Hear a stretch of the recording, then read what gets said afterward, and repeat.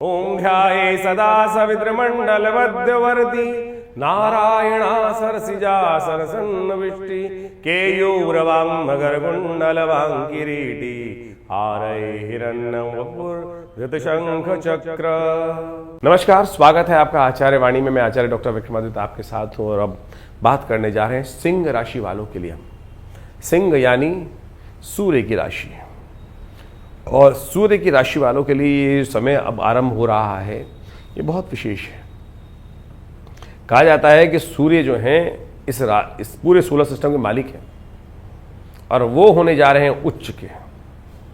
तो समय तो आपका ही है। तो आने वाले 30 दिन राशि के दृष्टिकोण से देखा जाए तो भाग्य में बैठे हुए सूर्य जो हैं वो राजा हैं, और वो राजा जो हैं वो भाग्य से अपना खेल करने वाले हैं आपकी राशि के दृष्टिकोण से। शुक्र उनके साथ विराजमान रहेंगे और ऐसे में शुक्र के साथ बड़ा सुंदर प्रकार का योग आपकी राशि में बनता दिखाई देगा। देखिए, सूर्य उच्च के हो जाएंगे, शुक्र इन दिनों आपकी राशि के दृष्टिकोण से देखा जाए तो बहुत सुंदर योग बना रहे हैं। वो कहीं ना कहीं कीर्ति का योग आपके लिए देंगे, कंफर्ट्स का योग आपके लिए देंगे, रिलेशनशिप्स में आनंद देने का योग बना सकते हैं। तो कई प्रकार से, लेकिन समस्या इस वक्त है आपकी राशि में सब कुछ होते हुए भी आपकी राशि के सम्मुख राहु बैठे हुए हैं जो आपको उसका आनंद नहीं लेने दे रहे हैं। और ये समय चल रहा है करीब 8 महीने से। जरा शांति से बैठ के सोचो, क्या कुछ नहीं है आपके पास, लेकिन फिर भी आप अभाव में अपने आप को महसूस करते दिखाई दे रहे हो। तो ये तो वही ग्रहण हो गया ना। ग्रहण लगा हुआ है आपके बुद्धि पे, आपके मनोमस्तिष्क पे, आपके विचारों पर जबरदस्ती आपने लगा रखा है। बाहर आइए उससे।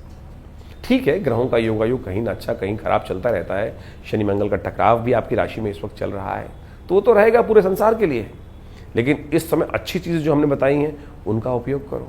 देखिए, लाइन से आपके भाग्य में सूर्य बैठेंगे, आपके कीर्ति में, यश में अपने घर के होकर शुक्र बैठ जाएंगे, उसके साथ साथ बृहस्पति आपके लाभ वाले में बैठे हुए हैं। अब 1 2 3 चीज़ें आपके लिए इतनी अच्छी बता दी, फिर भी आप 2-3 कुछ और चीज़ों में खराब बोले ये नहीं है मेरे पास। तो अब इसकी मानसिकता तो बदलनी पड़ेगी आपको, तब जाके चीज़ों को आप अपने फेवर में कर सकते हैं। तो सिंह राशि वालों, समझ लो क्या कुछ ग्रह आपके लिए किस प्रकार के बन रहे हैं। सबसे पहले हम बात कर लेते हैं 11 अप्रैल की, शनिवार का अवसर है और इस दिन नवमी तिथि विद्यमान है। ग्रह नक्षत्रों के दृष्टिकोण से थोड़ा ग्रह भारी हैं। अननेसेसरी मन में कुछ कुट लगी है, मन शांत नहीं चल रहा है। मन शांत करने का प्रयास करो। स्वास्थ्य के लिए भी थोड़ा समय भारी दिखाई देता है। महामृत्युंजय मंत्र का जप करें तो बहुत अच्छा रहेगा। शंकर और खासतौर पर दुर्गा जी को बैठाकर, चंडी नवमी है इस दिन, दोनों के साथ में बैठकर उनका पूजन करने, लाल फूलों की माला दोनों को अर्पित करें। या देवी सर्वभूतेषु बुद्धि रूपेण संस्थिता नमस्तस्यै नमस्तस्यै नमस्तस्यै नमो नमः, या सर्वमंगल मांगल्ये, जो मंत्र आपको याद हो उससे पूजन कर लीजिए। कहीं ना कहीं आशीर्वाद मिलेगा, चीज़ें फेवर में होंगी। 12 तारीख का दिन रविवार का दिन है और साथ साथ दशमी तिथि है पंचांग के अनुसार से, वैशाख के कृष्ण पक्ष की।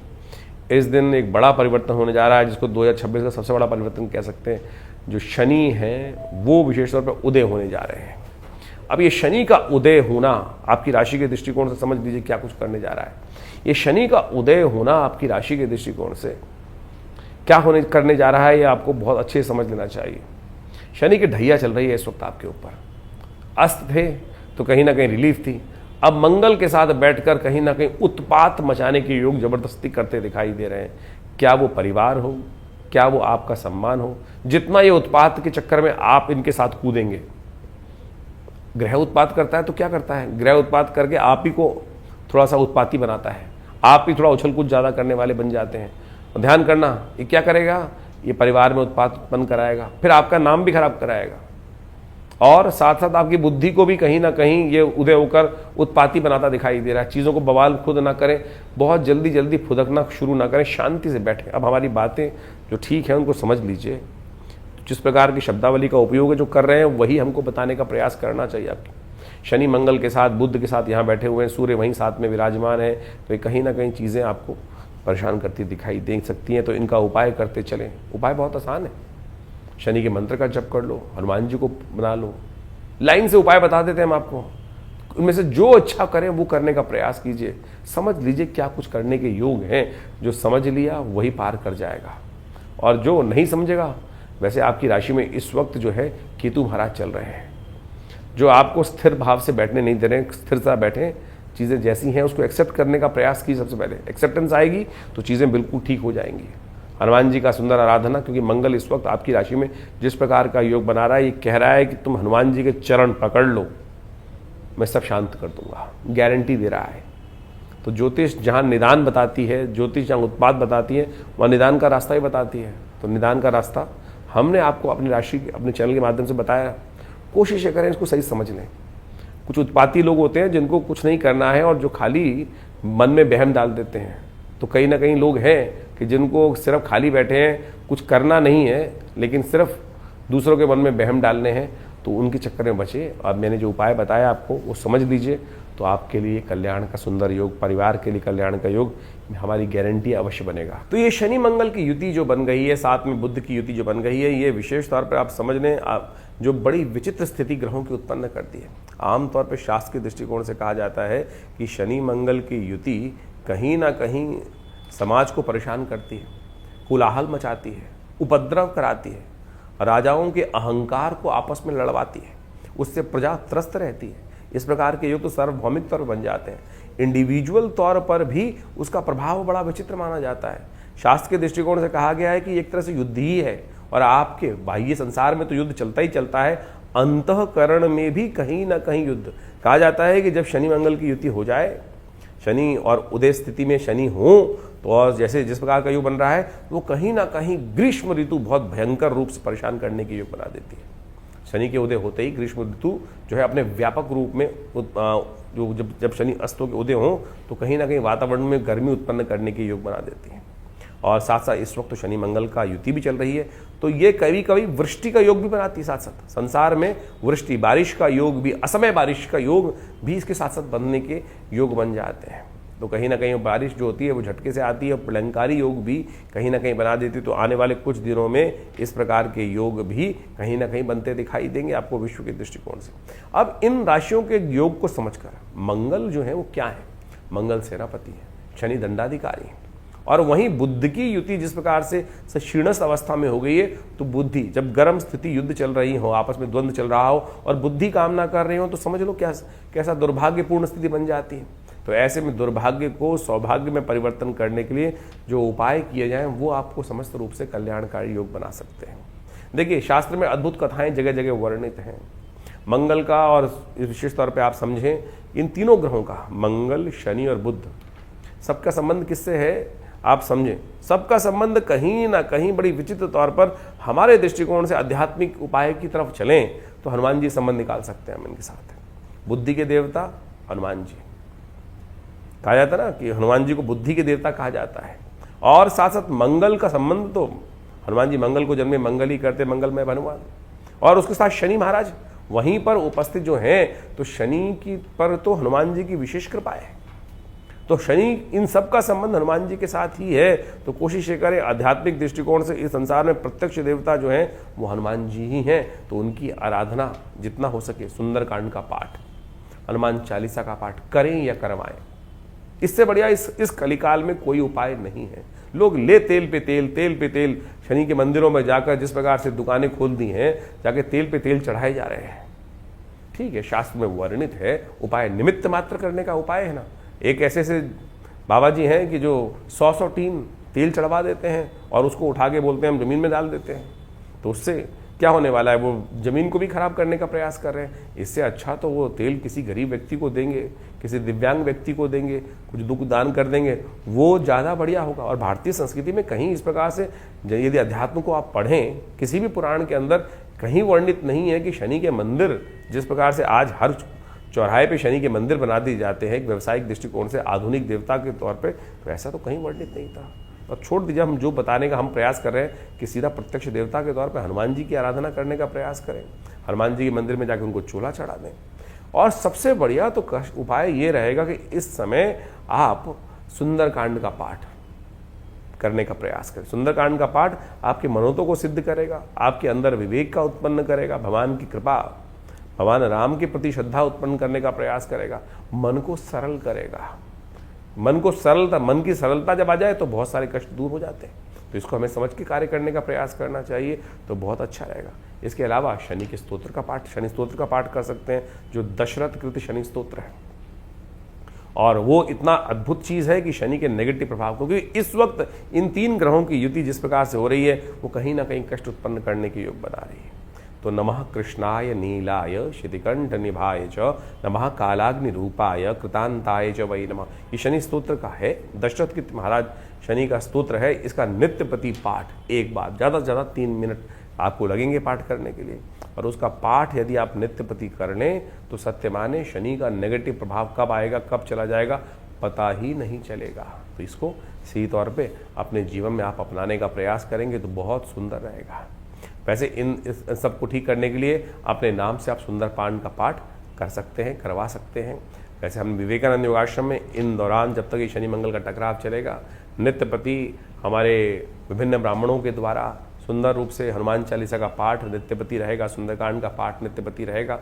आप चाहें तो उस समस्त अनुष्ठान में भाग लेकर अपने लिए, अपने परिवार के निमित्त इन सब चीज़ों के अनुष्ठान में लाभ ले सकते हैं। और हमारा आश्रम में हनुमान जी का सिद्ध जो मूर्ति है वो आचार्य श्री केशव देव जी के द्वारा प्रतिष्ठित की गई। माँ भगवती दुर्गा की जो प्रतिमा है वो मुल्तान से 500 साल पहले लाई गई थी, और वो आज हमारा सौभाग्य है कि हमारे बीच में भगवती का सुंदर श्री विग्रह, 500 साल पुराना श्री विग्रह जो पाकिस्तान मुल्तान से आया था, वो आज विराजमान है। उनके नित्य प्रति आराधना चलती है। तो आप सब वहाँ पे आएँ, उनके दर्शन करें। जो जो कार्यक्रम रहेंगे उन सब के बारे में आपको सूचना समय समय पर हम देते रहते हैं। तो ये जो इस समय संक्रांति के दिन सुंदर योग बन रहा है, इस बार मंगलवार का, उस दिन सामूहिक तौर पर सुंदरकांड की व्यवस्था रहेगी। आप सब उसमें भाग लेकर माँ भगवती के दर्शन कर कर, हनुमान जी को चूल्हा चढ़ाकर और साथ साथ अपने कष्टों को दूर करने का योग अद्भुत रूप से बना सकते हैं। संक्रांति के दिन किस प्रकार का पुण्य होता है वो भी हम आपको बताएंगे अभी। सिंह राशि वालों के लिए 13 तारीख का दिन सोमवार का अवसर है। एकादशी तिथि विद्यमान है।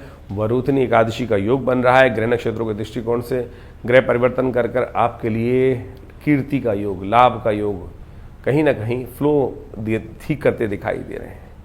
जिसको गजकेसरी योग बोला जाता है ना, वो बनता दिखाई दे रहा है। और वो कह रहा है कि आपकी राशि के दृष्टिकोण से जो है दूसरों की गलती से आपको लाभ मिल सकता है, लेकिन उस गलती को पकड़ने के लिए योग तो चाहिए, बुद्धिमानी चाहिए, शांति चाहिए। हम ही अशांत रहेंगे तो कहाँ चीज़ निकाल पाएंगे। तो राहु को समझाते चलें, राहु का महाराज का उपाय अवश्य करें।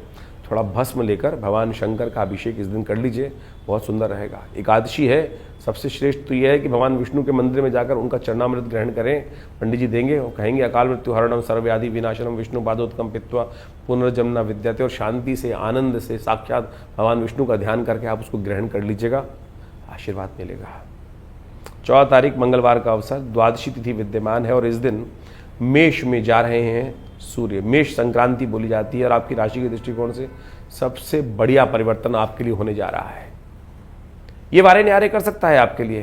ये विशेष तौर पे शास्त्र के दृष्टिकोण से देखा जाए तो कहीं ना कहीं, चाहे वो राज्य हो, चाहे वो ऑफिस हो, चाहे वो घर हो, वो आपके लिए राह के रास्ते खुलता दिखाई दे रहा है, लाभ के रास्ते। धर्म में विश्वास जगाने की बात यदि करें तो बहुत अच्छा रहेगा। मेहनत तो करनी पड़ेगी, लेकिन मेहनत जाया नहीं जाएगी, किस्मत को जगाने की योग दे सकती है। एक बात का ध्यान रखना है आपको, जी हाँ, इन दिनों बाजार में ना बहुत सेल लगी होगी। वैसे हम मानव फितरत है ना, कहीं भी कोई चीज़ फ्री मिल रही हो, free free free free free लिखा हो, तो आदमी भागता है उसकी तरफ। आपकी राशि के दृष्टिकोण से इन दिनों ऐसे योग चल रहे हैं, ये फ्री के चक्कर में मत फंसना। जितना फ्री के चक्कर में कुछ भी कहीं भी पकड़ लोगे, बस आप ध्यान रखना वो आपके लिए पेनल्टी है। इसलिए मेहनत, हमने कहा मेहनत से किस्मत जागेगी। और ये फ्री के चक्कर में कहीं ना कहीं कोई सफ़ेद चीज़, कैसी भी चीज़ हो, औषधि हो, कुछ भी हो, फ्री बिल्कुल मत लेना। कोई भी चीज़ फ्री, चाहे पानी तक आपकी राशि के दृष्टिकोण से फ्री इस वक्त मेहनत से करो। अपने उठ के पियो, मत मांगो, करारे भैया बेटा ला देना पानी को, क्यों ले रही हो, खुद उठो पियो। देखो तो शांति करके, फ्री के चक्कर में मत फंसना। इस बात का ध्यान रख के चलोगे तो बहुत ज़्यादा नरम नहीं, बहुत ज़्यादा गर्म नहीं, बैलेंस चीज़ों को अपनाने का प्रयास करो। ये आपकी किस्मत जगा देगा, इस बात को समझ लेना। शनि का ध्यान रखना पड़ेगा आपको। शनि इस वक्त समस्त प्रकार से, अभी क्या हो रहा है, शनि मंगल का टकराव लगातार चल रहा है। आप लेना नहीं चाहते, कुछ करना नहीं चाहते, क्या आप दूसरों को एडवाइस दे रहे हो लेकिन खुद उस पर चलना नहीं चाहते। इस वक्त आपकी राशि में यही है। और हमने कहा है आपकी राशि में आने वाले 1 महीने में, 1.5 महीने में जो लाभ के रास्ते बन रहे हैं वो आपकी मेहनत से बन रहे हैं। खुद रोटी पकाओ, खुद खाओ, इस बात का ध्यान रखो और उसमें आनंद लेने का प्रयास करो, तो देखिएगा बिल्कुल चीज़ें पॉजिटिव हो सकती हैं आपके लिए। सूर्य ने जो संक्रांति का सुंदर योग बनाया है 14 तारीख को, परिवर्तन करने का योग बनाया है, ये मंगल के साथ एक योग बनाकर तैयार कर रहे हैं। देखिए, मंगल के साथ इसलिए कह रहे हैं कि सूर्य का जो परिवर्तन हो रहा है मंगलवार के दिन हो रहा है, मंगल की राशि में हो रहा है, और ऐसे में मंगल की राशि में आके ही सूर्य जो है वो विशेष तौर पर उच्च के हो जाते हैं। तो ये बड़ा विशेष संबंध है मंगल का। और क्यों? क्योंकि मंगल जो है, आप सत्य मान के चलें कि ये सेनापति हैं, अग्नि तत्व के मालिक है। वहीं सूर्य भी राजा है और अग्नि तत्व के मालिक। दोनों की जो प्रकृति है वो सेम है, एक ही तरह सोचते हैं। और जब राजा और जो सेनापति है वो जब एक साथ चले तो क्या होता है कि सब चीज़ें ठीक होने के योग बन जाते हैं। तो आपकी राशि के दृष्टिकोण से आपका जो व्यवस्थाओं का योग है वो हमने आपको समझाने का प्रयास किया। और साथ साथ इन दिनों मंगल के साथ जो शनि का योग बना हुआ है वो बड़ा विचित्र है। सूर्य नारायण है, साक्षात प्रत्यक्ष देवता कहा जाता है भगवान सूर्य को। नित्यपति अपना दर्शन देने के लिए इस धरा पर वो उपस्थित होते हैं, और आप चाहें ना चाहें वो सूर्य को प्रत्यक्ष देता। शास्त्र के दृष्टिकोण से कहा जाता है कि प्रातः सूर्य से पहले हर व्यक्ति को उठना चाहिए यदि व्यक्ति सौभाग्यशाली बनना चाहता है। देखिए, अब तो सूर्य उच्च के हो गए, और इस महीने में सौभाग्य को परिवर्तन करने के लिए शास्त्र कहता है कि सूर्य उदय से पहले उठो। सूर्य आपको ना उठाए, आप सूर्य से पहले उठकर सूर्य को जल, उदित होते सूर्य को जल देने का प्रयास करें, अर्घ देने का प्रयास करें। ये सबसे श्रेष्ठ उपाय है। ये कीर्ति, यश, वृद्धि को योग देने का सबसे बेस्ट मार्ग जो हो सकता है ना, तो इस बात का ध्यान रखने का प्रयास करना। इस महीने में, वैशाख के महीने में आमतौर पर योग बन जाता है, और वैशाख का महीना पुण्यों को देने वाला है, माधव मास कहा जाता है। तो कोशिश करें इस मास में अपने सूर्य को बल देने के लिए अवश्य कोशिश करने का प्रयास करो। जैसा शनि खराब चल रहा है इन दिनों, शनि खराब चल रहा है इन दिनों, शनि को ठीक करने के लिए आपको पता है कौन सा मार्ग अपनाना चाहिए। आमतौर पे लोग पता नहीं कौन कौन से मार्ग अपना लेते हैं। तो हमारे दृष्टिकोण से आपके मंगल की राशि में चलते हुए जो शनि को समझाने के लिए इस वक्त आपको हनुमान जी का सहारा लेना चाहिए। सूर्य का और हनुमान जी का एक अद्भुत संबंध है। शायद लोगों को शास्त्र के दृष्टिकोण से उस कथा का ज्ञान नहीं है। सूर्यदेव जो हैं वो हनुमान जी के गुरु माने जाते हैं। जी हाँ, सूर्यदेव हनुमान जी गुरु माने जाते हैं, और कहा जाता है कि हनुमान जी ने एक बार शिक्षा लेने के लिए मन में आया, शिक्षा किससे ले, तो फिर याद आई, देखा सूर्य को। सूर्य से ज़्यादा बड़ा संसार को देखा हुआ व्यक्ति कौन हो सकता है? दिव्यात्मा है। सूर्य संसार को सबसे ज़्यादा उन्होंने ही सही दिशा प्रदान करी है। तो हनुमान जी बाल्यकाल में भी एक बार उड़ के गए थे सूर्य की तरफ, फिर उड़ चले एक बार युवावस्था में, जब शिक्षा लेने की बात आई तो फिर उड़ चले एक बार सूर्य की तरफ। जब सूर्य महाराज ने देखा कि ये वही बालक है जो आ रहा है, पहले बाल्यकाल में भी आया था और ग्रास कर लिया था, तो पूरे संसार में अंधकार हो गया था, तो फिर उनको लगा कि आ रहा है परेशान करने के लिए। लेकिन हनुमान जी से वो थोड़े संकुचाए, तो उन्होंने कहा हनुमान जी से कि भाई हाँ, आप फिर कैसे आना हुआ? तो महाराज आपसे दीक्षा लेना चाहते हैं। तो भगवान सूर्य ने कहा कि हाँ, दीक्षा देने के लिए शिष्य और गुरु की एक व्यवस्था बननी चाहिए, बैठना चाहिए, बैठ के दीक्षा दी जाती है। और हमारे को तो भगवान ने एक रास्ता बना रखा है। भगवान सूर्य ने कहा कि हमको चलायमान, हम तो हमेशा चलते ही रहते हैं, तो कहाँ हम रुक सकते हैं, कब शिक्षा देंगे? तब कहा जाता है कि हनुमान जी ने कहा नहीं, शिक्षा तो हमको आपसे ही लेनी है, कि आपके साथ साथ चलेंगे। तब हनुमान जी ने, सूर्य भगवान ने कहा कि ये सिद्धांत गलत है, टालना चाहते थे वो। अब हनुमान जी ऐसा हठीला जो व्यक्ति हो कि जिसने स्थान ली कल्याण का मार्ग, तुम आप कहाँ छोड़ने वाले हैं? हनुमान जी से ये हट करने का तरीका भी हमको सीखना चाहिए कि गुरु कृपा प्राप्त करने के लिए किस प्रकार से हट को पकड़ना है, सही हट को पकड़ना है। वो सही हट यदि पकड़े, आमतौर पर व्यक्ति गलत हट को पकड़ते हैं और गलत हट को पकड़ने के कारण से अनिष्ट करवाते हैं, लेकिन हनुमान जी ने सही हट पकड़ी। सूर्य के समक्ष भी उपस्थित जब हुए तो भगवान ने बहुत टालने का प्रयास किया, सूर्य नारायण ने। उन्होंने कहा ठीक है, चलते ही रहते हैं। तो बोले हम एक काम करेंगे, आपकी तरफ, आपके साथ चलेंगे। हनुमान सूर्य भगवान ने कहा कि साथ चलोगे तो कैसे शिक्षा मिलेगी? तो बोले आप जैसे चलेंगे तो आपके समक्ष उपस्थित रहेंगे। तो बोले आप चलोगे तब तो तुम आगे देखते हुए चलोगे तो हमको पीठ दिखाओगे। बोले नहीं, हम उल्टे चलेंगे, आपके सम्मुख रहते हुए जैसे से आप चलेंगे तो ऐसे जब तक आप हमारे को शिक्षा देंगे तब तक हम उल्टे कदमों से चलते रहेंगे। खैर, कथा बड़ी विचित्र है, और हनुमान जी ने अपनी भक्ति से, अपनी चातुर्य से भगवान सूर्य को भी पिघला दिया, शांत कर दिया। तो हनुमान जी को दीक्षा जो मिली, शिक्षा मिली, वो भगवान सूर्य से मिली। तो आप समझे, शनि को ठीक करने के लिए हनुमान जी का आशीर्वाद ही है। तो कोशिश ये करें हनुमान जी का सानिध्य लेने का प्रयास करें। इन दिनों शनि मंगल का टकराव, सूर्य का ये परिवर्तन जो हो रहा है, तो खास तौर पे एक काम करें कि सूर्य आप अपने निमित्त हनुमान जी की प्रार्थना से अपने इन ग्रहों को ठीक करने का योग बनाएं। हनुमान चालीसा का पाठ अपने निमित्त करने का प्रयास करें, ये सबसे श्रेष्ठ रहेगा। भगवान सूर्य का आशीर्वाद भी मिलेगा, हनुमान जी का आशीर्वाद मिलेगा, और शनि मंगल बुध की युति जिस प्रकार से चल रही है, सूर्य तो आपका कल्याण करने के लिए योग बना ही रहे हैं। कभी कभी हो सके तो कुछ खास उपाय और भी हैं, वो करने का प्रयास करें। भगवान सूर्य को नित्यपति जल दें। ओम गणी सूर्यादित्याय नमः, इस मंत्र का स्तवन करते हुए नित्यपति भगवान सूर्य को जल देने का प्रयास करें। कभी कभी गेहूं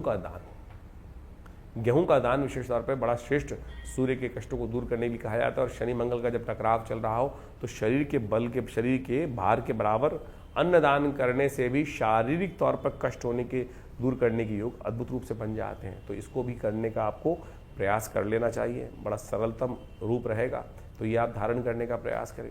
इसके अलावा क्योंकि शनि मंगल का टकराव चल रहा है, तो ऐसे में उस रक्षा कवच प्राप्त करने के लिए एक बहुत सुंदर उपाय शास्त्र में वर्णित है।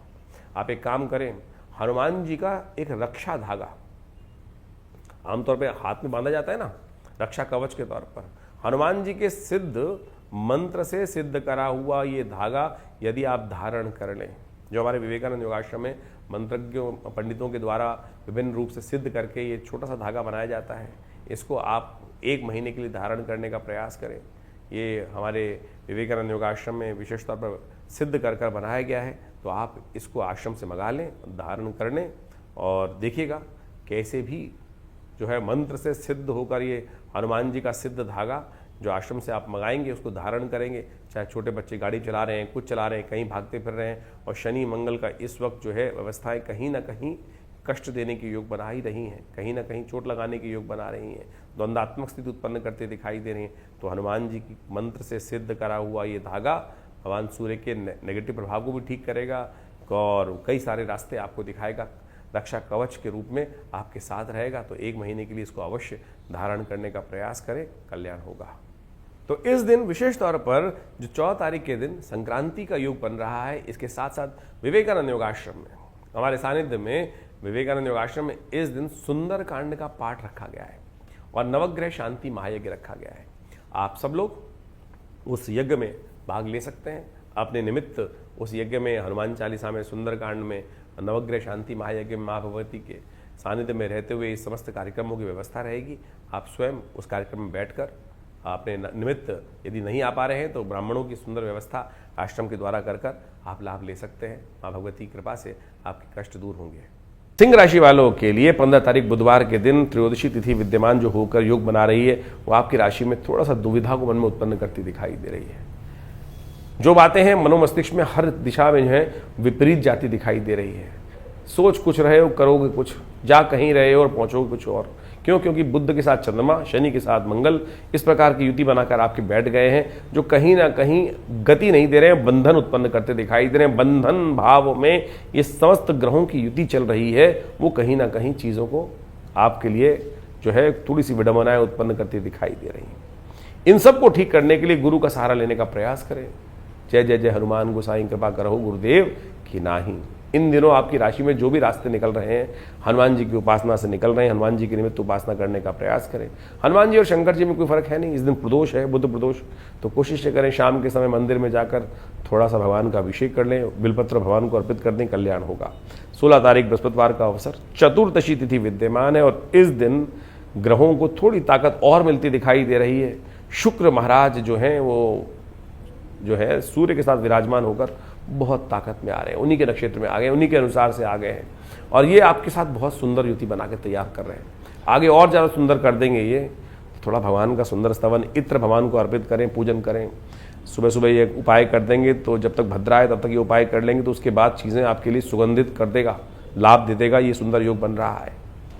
17 तारीख का दिन शुक्रवार का अवसर है, अमावस्या तिथि इस दिन विद्यमान है और ग्रह परिवर्तन करने का योग जो बना रहा है ये आपके लिए बहुत सुंदर है। चंद्रमा, सूर्य, शुक्र, इन तीनों की युति जो बन गई है और साथ साथ शनि और प्रबल हो गए हैं।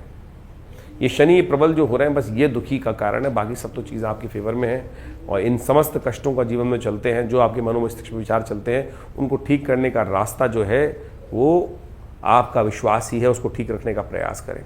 शनि प्रबल हो रहे हैं और आने वाले करीब करीब 3-4 महीने बहुत प्रबलता से कार्य करने वाले हैं, और ये प्रबलता थोड़ा संघर्ष देती दिखाई दे रही है, लेकिन चीज़ों को लगातार यदि आप कांस्टेंट तौर पर जो विजन आपका लेकर चल रहे हो उसमें कर लोगे, संशय मत लाना।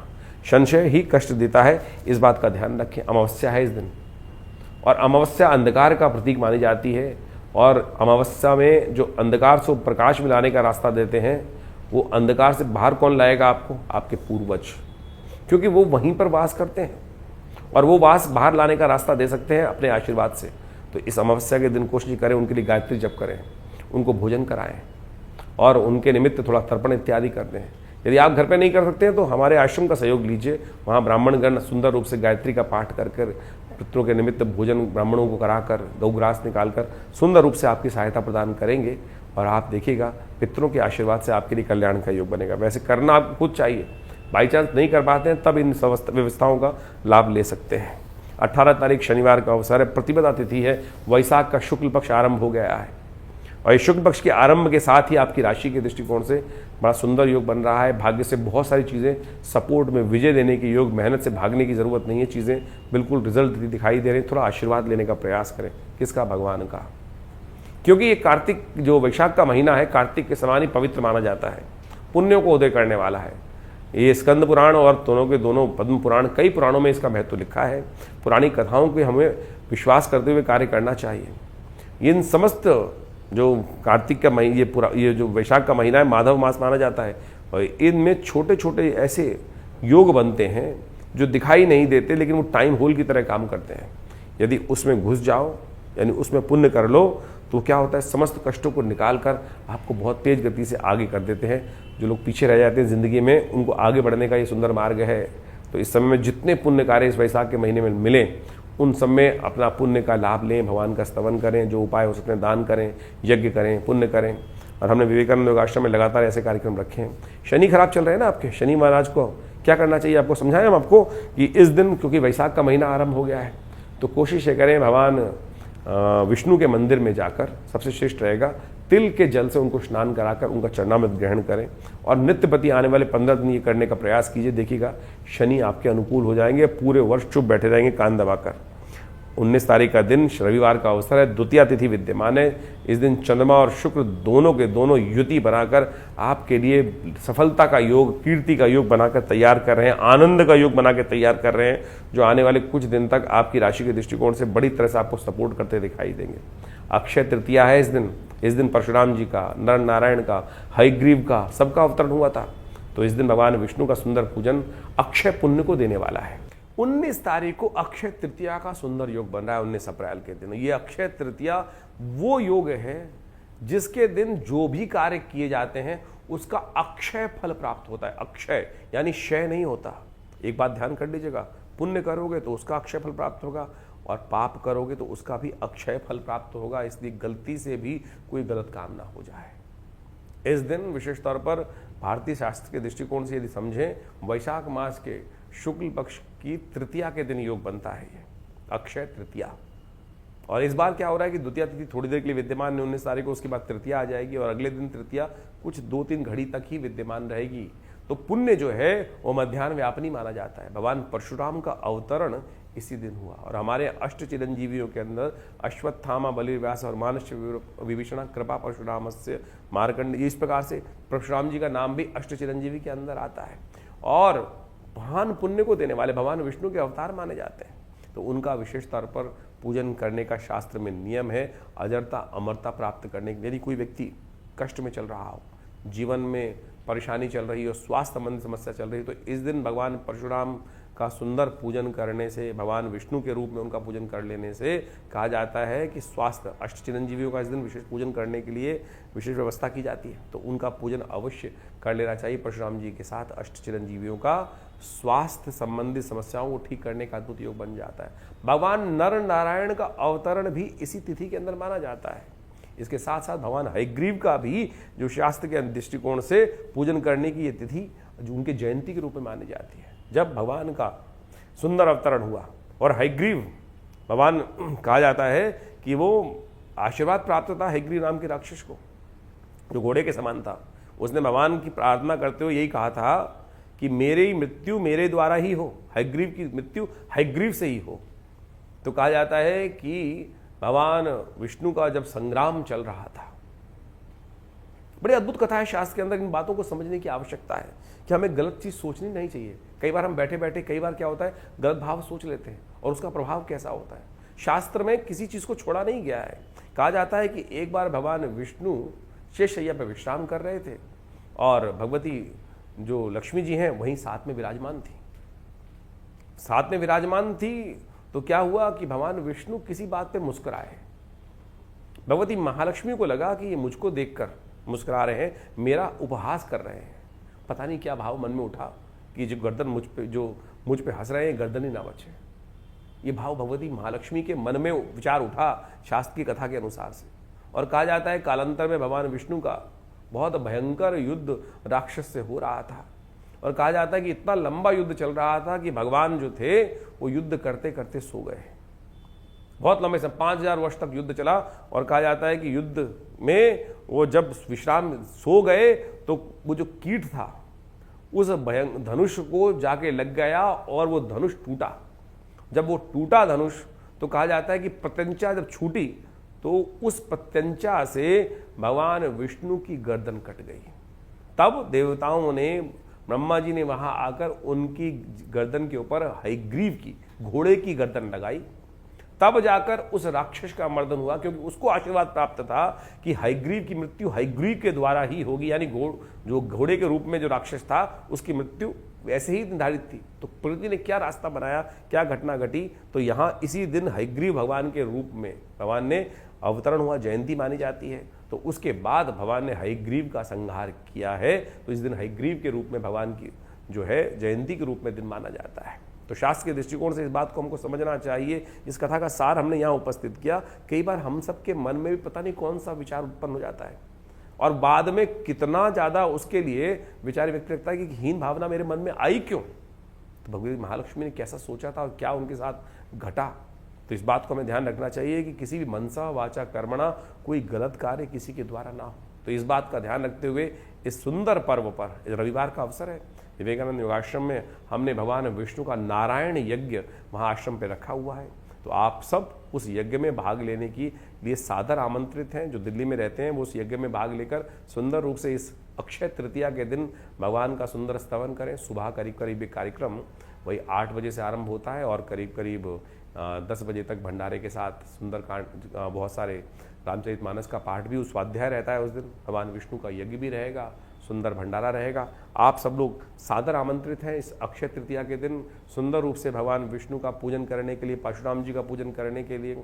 और समस्त यदि स्वास्थ्य संबंधी समस्या चल रही है, कीर्ति संबंधी समस्या चल रही है, नहीं प्राप्त हो रही है, तो इस सुंदर नारायण यज्ञ में लक्ष्मी नारायण जी की प्रार्थना करने के लिए आप सादर आमंत्रित हैं। और आइएगा, माँ भगवती कृपा से अनिष्ट को दूर करने का योग अद्भुत रूप से बनेगा, कष्ट निवारण का योग बनेगा।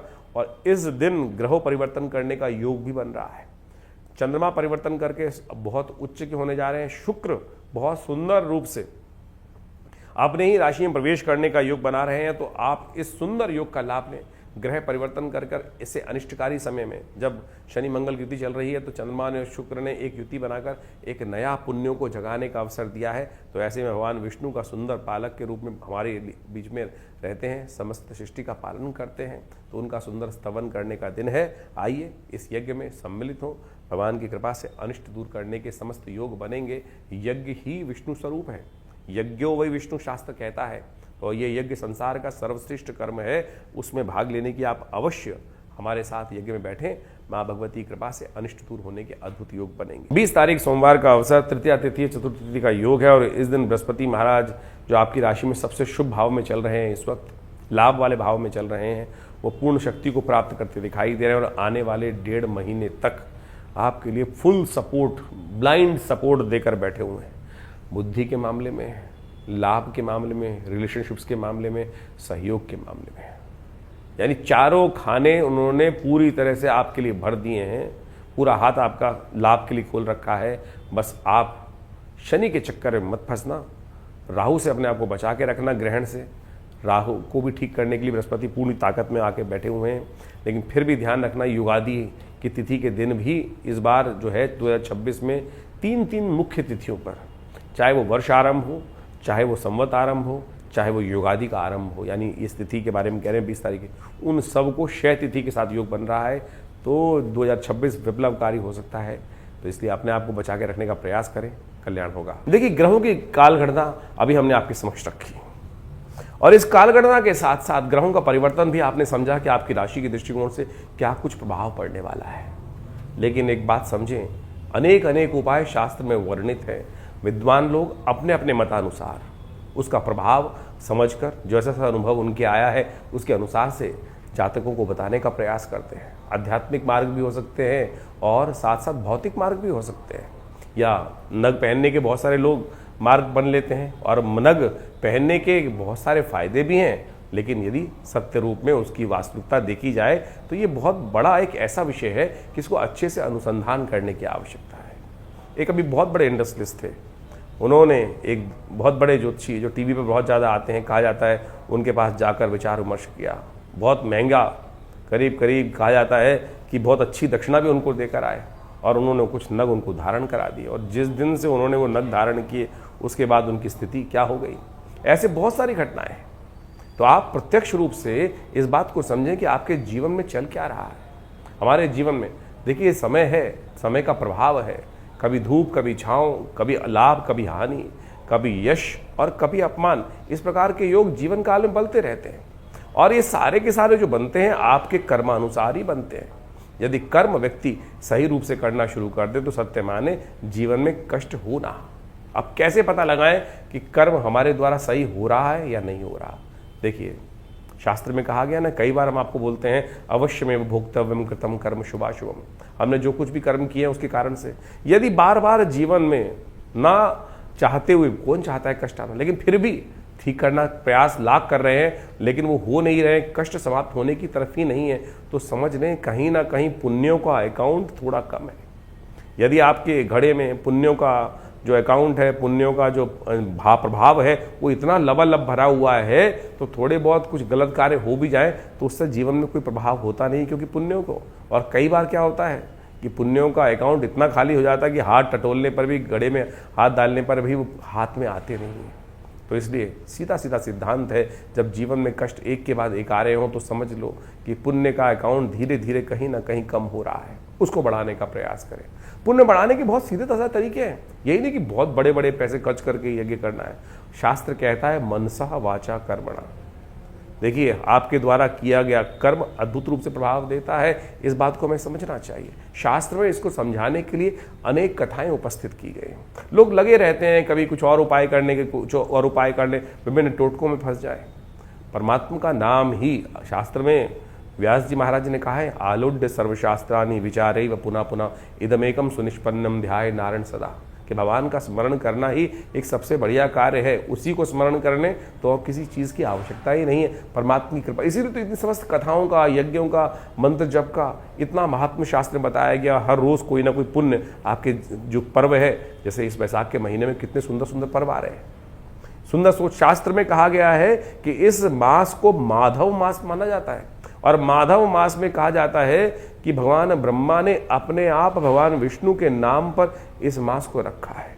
इस मास में यदि भगवान विष्णु का एक बार भी स्मरण कर लिया जाए तो बहुत से कष्ट दूर हो जाते हैं। तो इसको ठीक करने का तरीका आप समझ लीजिए। जितना ज़्यादा पुण्य हो सकता है वो करने का प्रयास करें। सोम, मंगल, बुध, बृहस्पति, हमारे इन समस्त दिनों को कहीं ना कहीं देवताओं के साथ जोड़ दिया गया है। तिथियों को विशेष तौर पर आप देखें तो एक से लेकर आध्यात्मिक मार्ग से देखें तो कहीं ना कहीं कोई देवता के साथ जोड़ी गई है।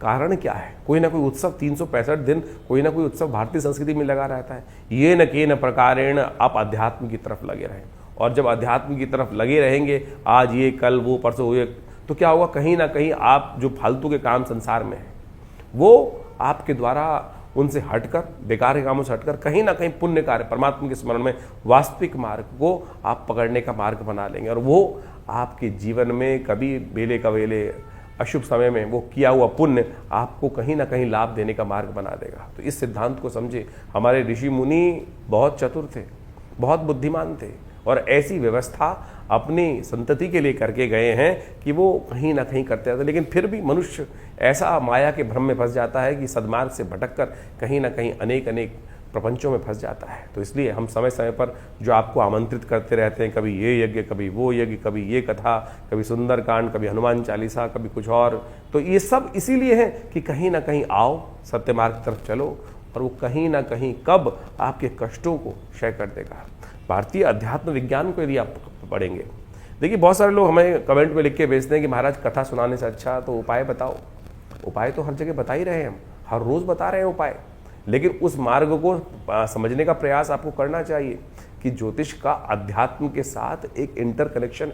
कुछ अध्यात्म शून्य व्यक्ति हैं, कोट पैंट पहन कर और जिस प्रकार से लोगों को आज शराब पिला के उपाय बताने का प्रयास करते हैं, मांस खिलाकर उपाय खिलाने का प्रयास करते हैं, तो उससे कुछ भला होने वाला है किसी का? कुछ नहीं होने वाला उससे तो कष्ट के योग ऐसे ही बन जाएंगे जैसे कुछ ना कुछ।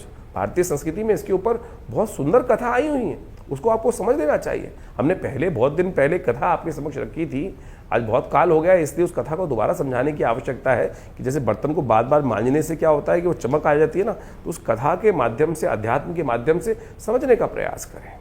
हमारे पुण्य कैसे बढ़ते हैं? एक कसाई था, अध्यात्म के अंदर उपनिषद में कथा आई है, वो एक महात्मा जी के आश्रम के सामने ही कसाई की दुकान चलाता था, रोज हत्या करता था, रोज आजीविका पालने के लिए कसाई को मांस बेचता था। महात्मा जी अंदर यज्ञ कराते थे।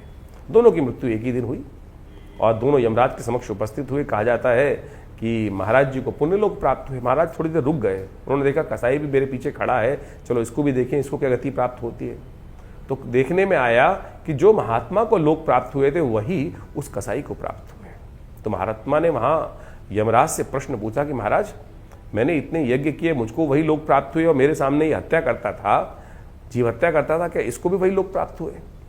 तो यमराज जी ने उसका प्रश्न का बड़ा सुंदर, महात्मा के प्रश्न का, संत के प्रश्न का उत्तर दिया कि महाराज, इसके शरीर से ये कार्य हो रहा था, लेकिन मन से नहीं हो रहा था। मन से तो आपको ये देखकर यही भाव रखता था कि कैसे महात्मा इतने सुंदर कार्य कर रहे हैं और मुझे कुछ आता नहीं है, कब ये मेरा पुण्य जागेगा, मैं इससे हटकर पुण्य की तरफ, महात्मा के दिए हुए एक पुण्य कर्म की तरफ, जैसे यज्ञ इत्यादि, कथा इत्यादि की तरफ जाऊंगा। तो आप समझें कि आप जो भी कर्म कर रहे हैं वो तो आपके भाग्य अनुसार, आपके समक्ष, प्रारब्ध के अनुसार से आपके समक्ष आ रहा है, लेकिन यदि उससे निवृत्त होना चाहते हो तो उसमें लिप्त मत हो। ये उपनिषद की कथाएं आपके मति भ्रमों को दूर करने का प्रयास करती हैं। तो इन सब सिद्धांतों को आप समझ के कार्य करने का प्रयास करेंगे तो बहुत अच्छा होगा। इस वैशाख के महीने में जिस प्रकार से कहा गया है कि भगवान विष्णु का सुंदर स्मरण, जैसे कार्तिक के महीने में स्नान करने का पुण्य लाभ होता है ना, वैसा ही पुण्य लाभ इस वैशाख के महात्म्य में कहा गया है।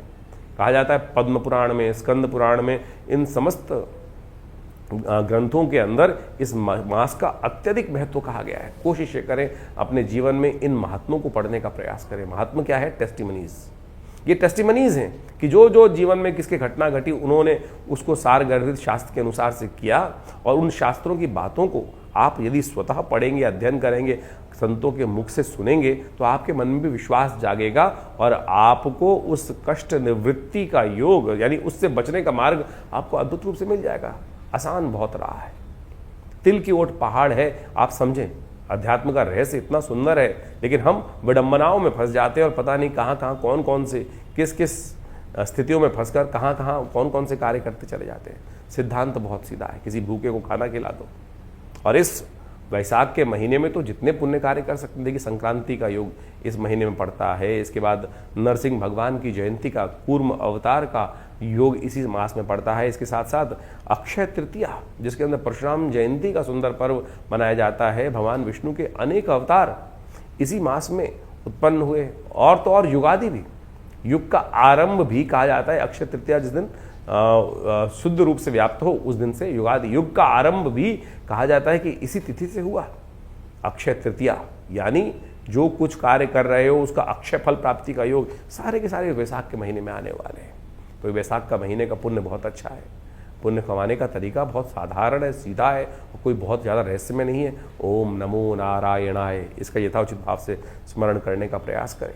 हमने इस बार बहुत सारे कार्यक्रम आश्रम में समय समय पर आपको अवगत कराते रहते हैं, अपने चैनल के माध्यम से आपको बताते भी रहते हैं।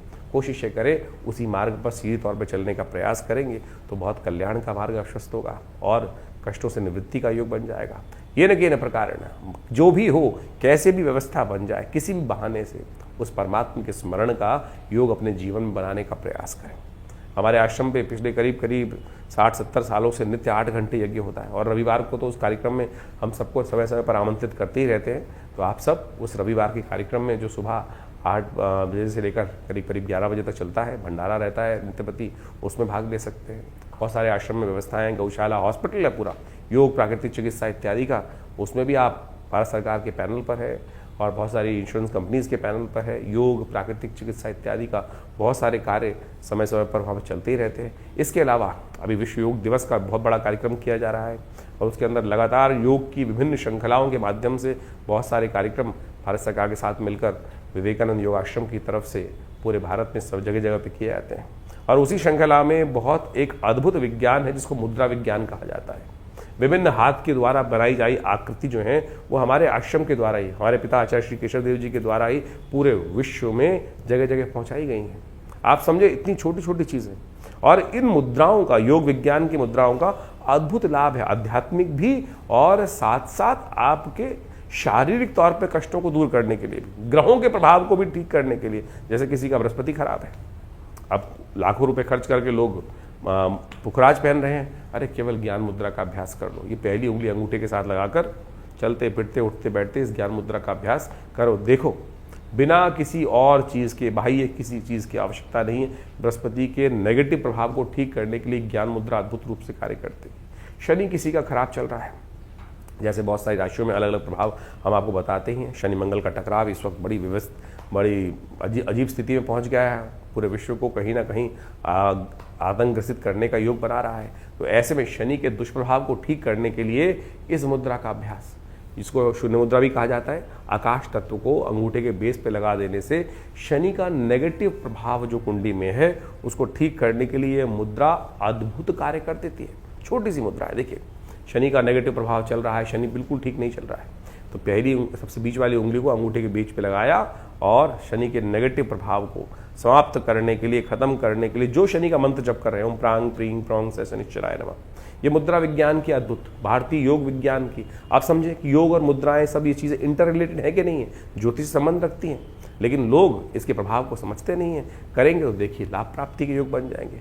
सूर्य, किसी को अपने वर्चस्व को, पर्सोना को बढ़ाना है, कैसे कौन किस प्रकार से ठीक कर सकता है। ज्योतिषीगण बहुत सारे जो होते हैं नग बेचने वाले, वो कहते हैं माणिक्य पहन लो, अरे हम आपको सीधा उपाय बताते हैं। सूर्य यदि किसी की कुंडली में कमजोर है तो, या सूर्य का माउंट बैठा हुआ है, तो ये सूर्य मुद्रा है। जो रिंग फिंगर है उसके अग्रभाग को अंगुष्ठ के अग्रभाग से जोड़ देने से ये सूर्य मुद्रा बन जाती है। और अद्भुत रूप से समझें कि ये सूर्य मुद्रा आपकी पर्सनालिटी में, आपके पर्सोना में, आपके व्यक्तित्व में, आपके ओरा में एक ऐसा अद्भुत चमक उपस्थित कर देगी। तो ध्यान में ओम घृणी सूर्य आदित्याय नमः इस मंत्र का जप करते हुए 108 बार जप करें और नित्यप्रति इस मुद्रा का कुछ देर अभ्यास करके तो देखें। देखिए अपने आप आपके उस ओरा के अंदर अद्भुत रूप से परिवर्तन लाने का योग, बिना किसी उपाय के, बिना किसी और चीज़ के, बाह्य चीज़ पे, यानी कोई नग धारण करना या कुछ और चीज़, इससे अद्भुत रूप से लाभ प्राप्त होगा।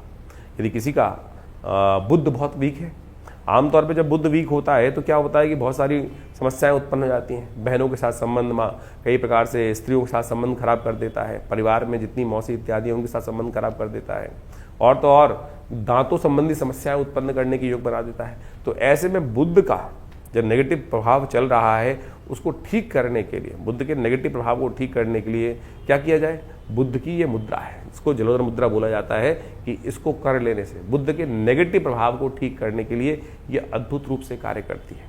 यानी बुद्ध की उंगली को अंगूठे के बेस पे लगा देने से ये बहुत ज़बरदस्त तरीके से आपकी समस्याओं को दूर करने का योग अद्भुत रूप से बनाएगी। ये छोटी छोटी मुद्राएं हैं, हम समय समय पर इनका प्रभाव आपको समझाते रहते हैं।